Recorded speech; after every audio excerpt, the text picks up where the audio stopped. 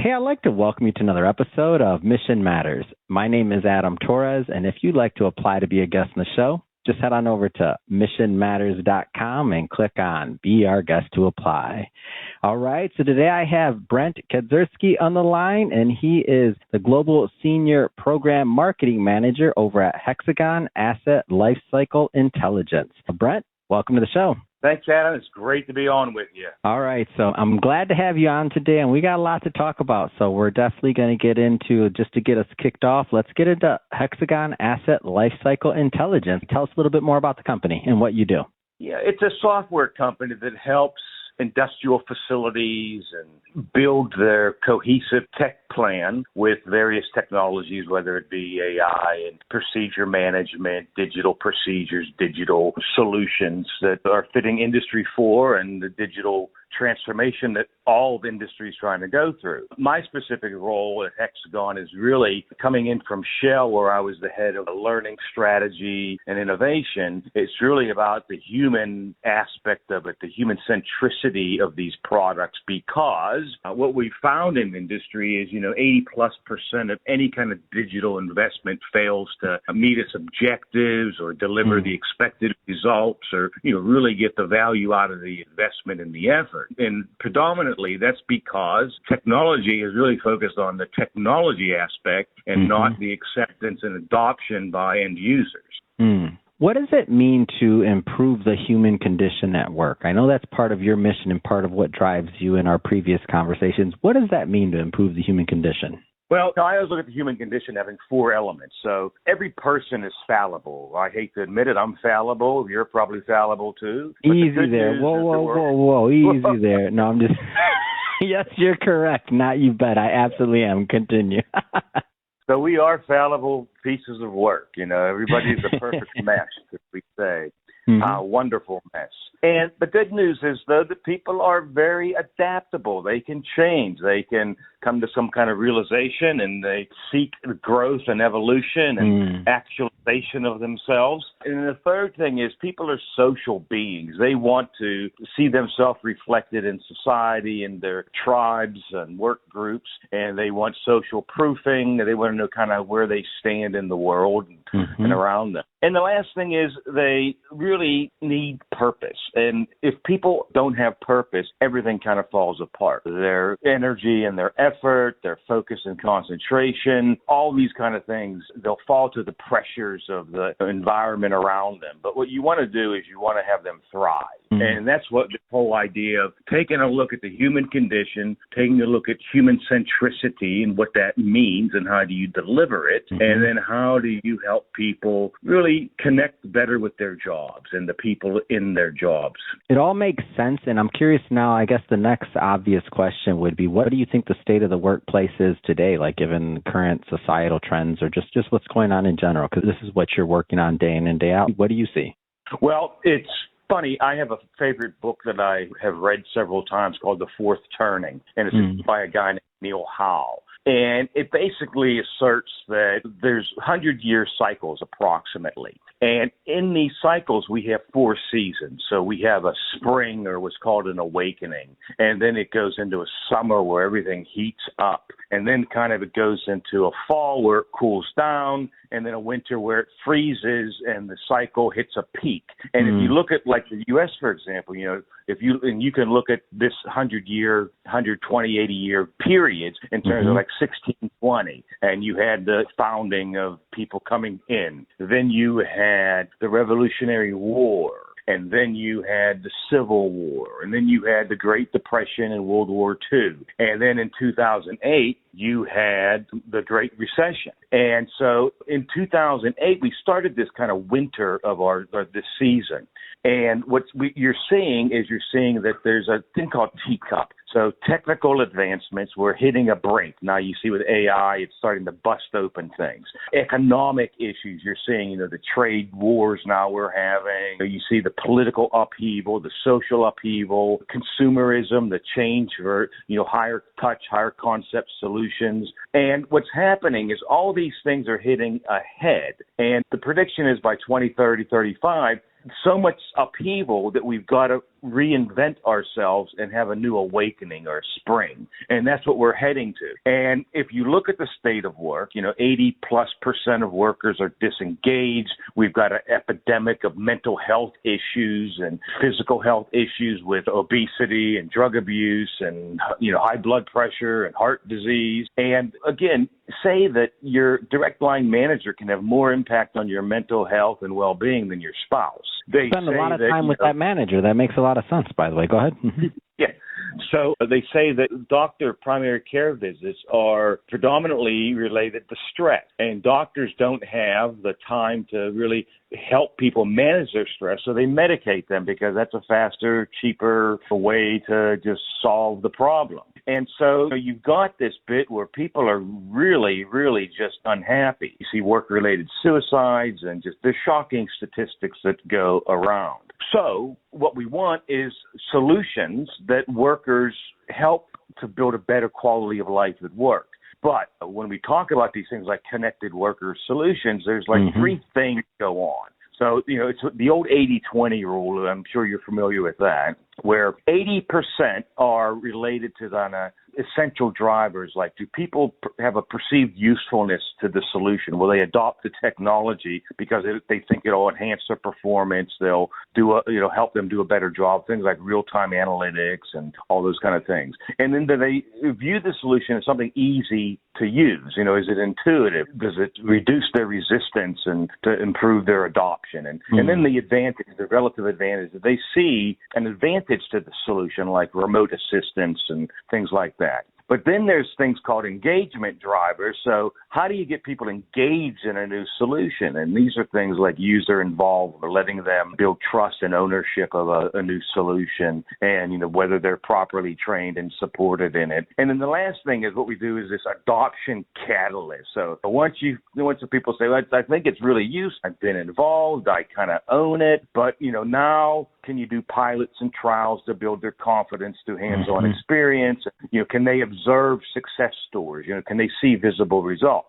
So that's what we're trying to do. And that's why, for example, like at Hexagon, when I look at any kind of solution, I'm not looking at it from just the technical functionality and capability, but how does that translate to the well-being and the betterment of the work, what I call work anatomy? Is it helping people eliminate unnecessary or unproductive meetings? Is it helping people find and curate and make sense out of information faster? Is it help improve decision making? Because when you think about it, 60+% of all work is not about doing the work. It's about talking about doing the work. It's about planning and debating and, and that's something that, we want to get away from, because ultimately we want to move to a 4-hour workday and a 4-day work week. And if you get rid of all the waste that's in work today, people can increase the productivity in their output, so they're getting more done in less time. Let's talk about the investment in this space. So the digital transformation investments, especially around like the connected worker side of things. Like, do you find this lags, or like talk about that a little bit? Yeah, what's happening is, when Industry 4 came into the scene, I think it was around 2011. It was all around these 9 pillars of technology. So, blockchain and cyber physical connectivity and, Internet of Things and all those kind of things. There's 9 pillars. And what companies did is they were shooting the big fish in the barrel. So they were basically using these things to try to improve safety. So instead of, somebody climbing a big tall tower, they could use a drone. So get them out of heights or confined spaces, or do the repetitive work. And so the last 10, 15 years, we've been getting rid of what I call the big D's of work. So the dull, dirty, dangerous, difficult, demanding physical activities that were out there. And companies were really looking at the big kind of operational buckets of their factories and their work workplaces. And so they were really trying to get rid of those things. And they were using technology to do that. Well, as we've evolved, we've learned because of all these failures, digital transformation, like I said, the 80% failure rate, we found that it doesn't work well because the end users, the humans, don't always interact well with the new technologies. They're fearful of it. They think the technology is going to take their job or diminish their value. And, so they resist it. And they resist it because of those things I said earlier. They're not seeing it relatively useful or easy to use or intuitive. Yeah. And really the tech people, they were engineers, they're technical people. They're not human specialists. Mm-hmm. And so they didn't really know how to, engineer things from a human perspective. As we evolve and we've had all these practices, use cases, trials, pilots, proof of concepts, we know the technologies work. But what we got to do is shift them to work with humans. Mm. And so what do you see next in this space? Like, what does this evolution look like ultimately? What's the goal? Like, let's dream for a moment. There's a lot of business owners, a lot of entrepreneurs, a lot of visionaries that listen to the show. Let's dream for a moment. What's the goal? What do you see next? Or what should be the goal? Well, again, work produces so many bad things, but it also can produce really good things, when it's designed for. And, I know that I was looking at a study done by Gartner. And, there's 6 big buckets of work that comprise work and whether people are doing a good job in terms of performance. And there's 3 environmental factors. So there's, does the human being have very clear performance expectations and feedback? Well, Gartner's asked the question to managers, and the managers, oh, yes, these workers, we give them really clear expectations and really great feedback. And the workers said, we don't get any good feedback, and the expectations are ambiguous. They're changing and reprioritizing all the time. We're jerked in and off of these items and this work. And then they ask them, well, the next thing is in the environment, do they have the right data, the information, the tools, the resources to do the job? And once again, the manager said, yes, they got everything they need. And the workers say, no, we don't. It doesn't let us be flexible in our work. We are stuck in rigid scenarios. And the last thing is, do the worker have great incentives to perform and engage in the work? Well, how many times does the best person get dumped on to do all the work?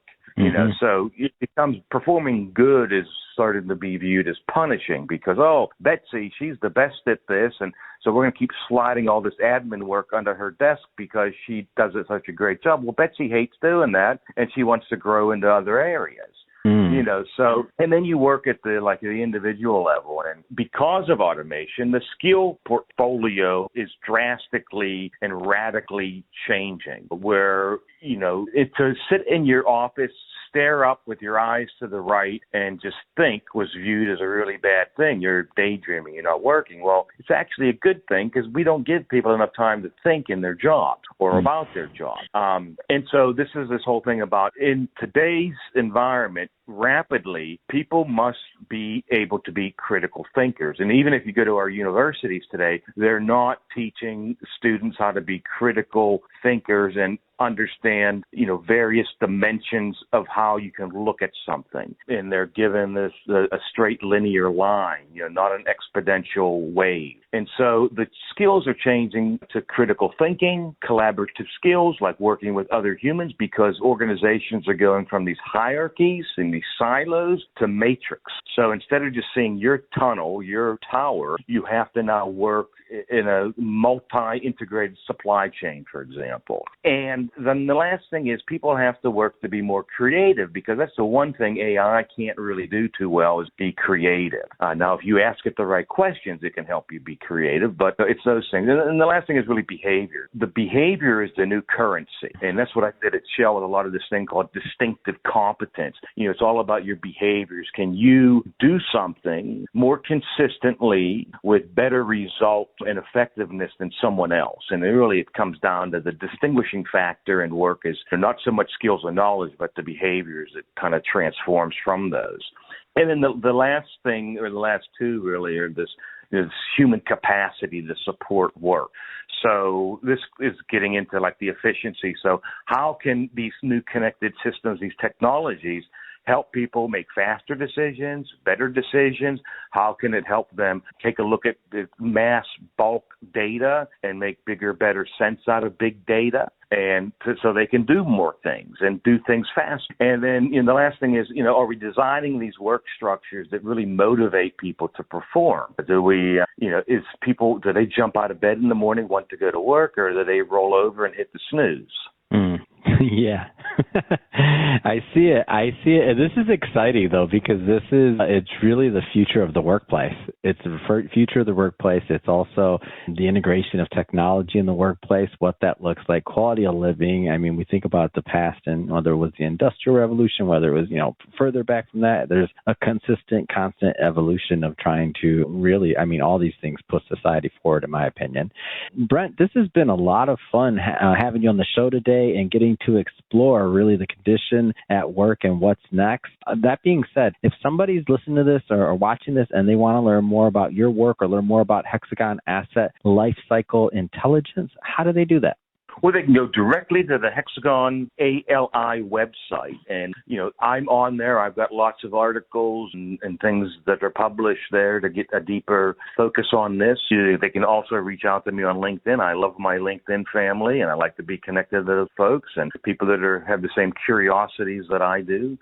So I think that's great. Amazing. And for everybody listening, just so you know, we'll definitely put the links in the show notes so you can just click on the link and head right on over and check out Brent's work. Speaking to the audience, if you haven't done it yet, hit that subscribe or follow button. This is a daily show. Each and every day we're bringing you new content, new ideas, new interviews, and hopefully new inspiration to help you along the way in your journey as well. So again, hit that subscribe or follow button. I really appreciate it. And Brent, thanks again so much for coming on the show. Thanks a lot, Adam.